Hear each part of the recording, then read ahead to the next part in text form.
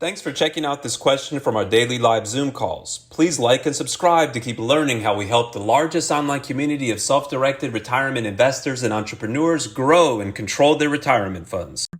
So we'll take these sequentially. So first off, what is the deadline to open a solo 401k for tax year 2022?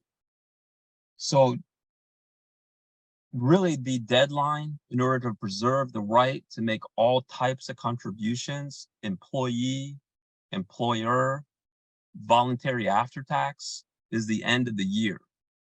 So December 31st, the end of the tax year. So presuming that the self-employed business is on a calendar tax year, like a sole proprietor would be automatically, or a single member LLC. So the plan needs to be established by the end of the year. So what does that mean? So that doesn't mean necessarily opening the accounts.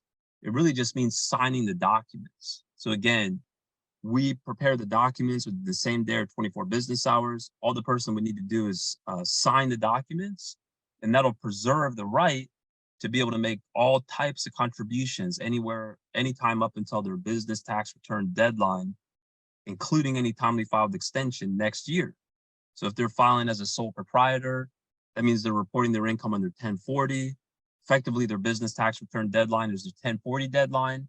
So that's going to be April 15th of next year, or if they finally file a timely extension, October 15th of next year. And that, again, all types, employee, employer, voluntary after tax. So as far as the mechanics of making the contributions, all types of contributions can be made from either the personal account or the business account. Either is acceptable from a solo 401k perspective. Now, based on feedback from some of our clients' tax advisors, some of those tax advisors would rather see the employer contribution come from the business account and the employee contribution come from the personal account. And that's, again, just some feedback. It's not necessarily required from a solo 401k perspective. As far as whether those contributions need to be submitted via payroll, they do not, right?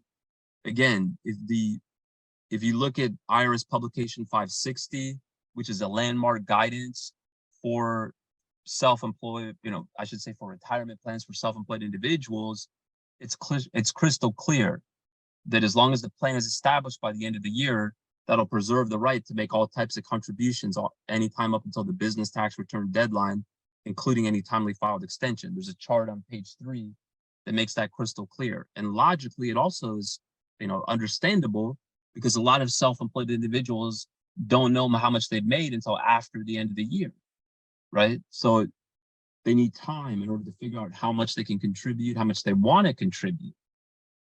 Now, for someone who is reporting as a sole proprietor, they may not have payroll, right? So they certainly wouldn't have to set up a payroll as a prerequisite in order to be able to have a solo 401k and make solo 401k contributions.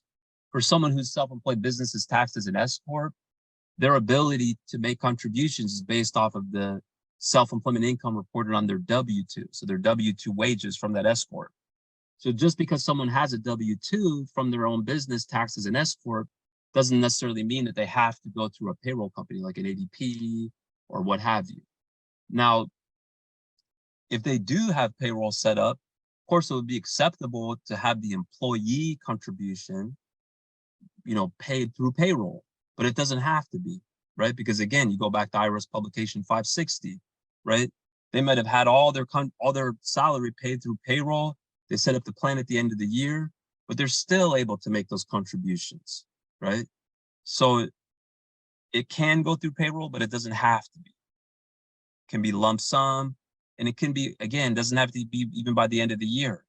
And that's, if you ask a tax advisor, a lot of times they're thinking about things from a full-time employer plan perspective, so like a 401k plan that you might have through a company.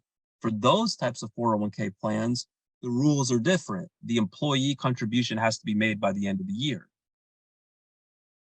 So hopefully that helps.